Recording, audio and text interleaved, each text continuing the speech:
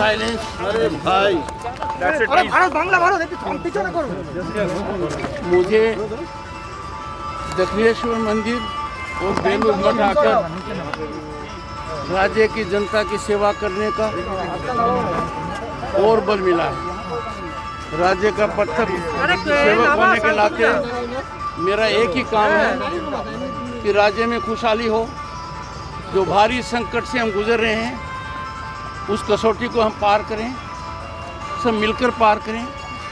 बेलूर मठ और दक्षिणेश्वर में मैंने देखा अनलॉकडाउन के दौरान जो अनुपालना होनी चाहिए थी वो श्रेष्ठतम स्तर की है। मैं आदर्श रूप से कह सकता हूँ, social distancing, proper announcements, proper sanitization बहुत ज़बरदस्त है, अनुकरणीय है। ये समय जनता के लिए इस कसौटी को पार करने का है। इसी में राज्य की और जनता की भलाई है। मैं आग्रह करूंगा सभी से, हम एक अच्छा आदर्श स्थापित करें खुद के लिए, परिजनों के लिए, समाज के लिए और प्रांत के लिए। थोड़ी भी चूक अनलॉकडाउन में होगी उसकी बहुत बड़ी कीमत कौन देगा? हमारा प्रांत देगा, समाज देगा, हमारे परिजन देंगे और हम खुद देंगे। तो मेरी आपसे गुजारिश है और मीडिया से खास तौर से गुजारिश है, आप लोगों को उत्साहित कीजिए, प्रोत्साहित कीजिए। इस संकट को टालने का एक ही रास्ता है, सोशल डिस्टेंसिंग। और उस सोशल डिस्टेंसिंग में सबसे बड़ा योद्धा व्यक्ति खुद है। वो सब कुछ व्यक्ति के हाथ में है। वो थोड़ी भी लापरवाही करेगा खुद को संकट में डालेगा, औरों को डालेगा। जब भी हालात नॉर्मल हुए मुझे यहाँ आने का मौका मिला। कारण देखिए, स्वामी विवेकानंद जी ने जब यहाँ पर प्लेग था कितना बड़ा काम किया, कितनी बड़ी ज़बरदस्त सेवा की। यहाँ से मैं सेवा भाव की अनुभूति लेकर जा रहा हूँ। अब राज्य की जनता की सेवा करने में ज़्यादा ऊर्जावान महसूस कर रहा हूँ। मैंने यहाँ यही प्रार्थना की है, राज्य पर से संकट कम हो, लोगों के संकट दूर हों, इस महामारी से हम उभरें, अम्फान की चोट कम हो और जिनको मदद पहुँचनी है वो पहुँचे। मैंने देश में और दुनिया में उन सब लोगों को हाथ जोड़कर अनुरोध किया है, पश्चिम बंगाल को आपकी मदद की आवश्यकता है। मैं प्रथम सेवक हूँ, आपसे अनुरोध कर रहा हूँ, इस संकट की घड़ी में आप पश्चिम बंगाल की सेवा कीजिए। Let India rise for Bengal. और वो समय दूर नहीं है जब Bengal will rise for India. ऐसी हालत में ये कह सकता हूँ मैं, पश्चिम बंगाल की पावन भूमि, यहाँ के लोगों का सामर्थ्य, यहाँ की संस्कृति हमारे लिए एक स्थान निश्चित करती है। और वो स्थान पहले था, that is at top of the Indian nation and we will be there. यही मैंने कामना की है, यही मेरा उद्देश्य है। मैं ऐसे मौके पर कोई प्रश्न नहीं लूँगा।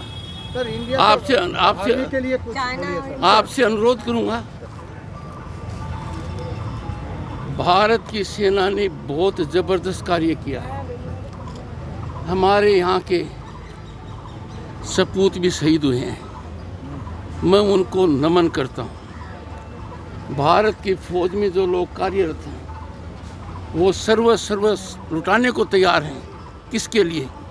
भारत की इंटीग्रिटी के लिए, भारत की सॉवरेंटी के लिए, ताकि हम सुख और चैन से रह पाएँ। अब हिंदुस्तान 1962 का हिंदुस्तान नहीं है। दुनिया का सोच बदला है, हिंदुस्तान बदला है। और मैं मानकर चलता हूँ हमारी सेना ने जो कुछ किया है, पूरे तथ्य आप लोगों के सामने होंगे। बहुत ज़बरदस्त काम किया है। 0 टेम्परेचर पर उस कठिन परिस्थिति में, सामान्य रूप से हम दूसरी जगह के रहने वाले हैं, उस टेम्परेचर में नहीं रहते हैं ज़्यादा। कितना काम किया है। मैं नमन करता हूँ, उनको सलाम करता हूँ। उनके परिजनों को मैं मेरी कंडोलेंस देता हूँ।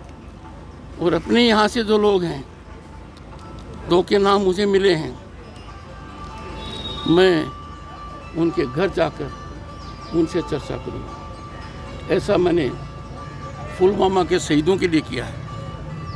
हमारे यहाँ से पुलवामा में 2 शहीद हुए थे। एक के घर पर जाकर मैंने 5 लाख का चेक उनकी धर्मपत्नी को दिया। दूसरे को देने का था, उनके घर जाकर 5 लाख का चेक, वो मैं कोविड की वजह से नहीं दे पाया, तो मैंने वो रकम वहाँ भिजवाई और मैंने वादा किया है कि उनकी माताजी से हालात ठीक होते ही मैं उनके घर में मिलकर आऊँगा, उसी तरीके से जिस तरीके से हमारे पहले शहीद के घर में जाकर उनकी धर्मपत्नी और बच्चों से मिला था।